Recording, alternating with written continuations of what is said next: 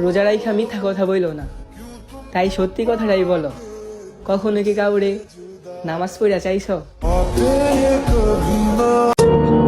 হারাতে চাইনি তোমায়, কিন্তু তুমি হারিয়েই গেলে।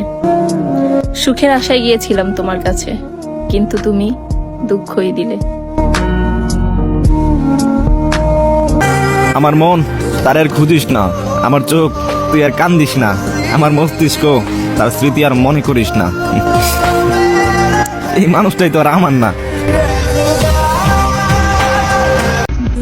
হয়তো তোমাকে বোঝাতে পারি না, কিন্তু সত্যি বলতে তোমাকে ছাড়া আর অন্য কাউকেই চাইনি। শরীর ছুঁয়ে দেখেছো তুমি, মন ছুঁইতে আর পারলা কই? পুরো লাইব্রেরি দিলাম তোমায়, তুমি পড়তে পারলে না একটাও বই।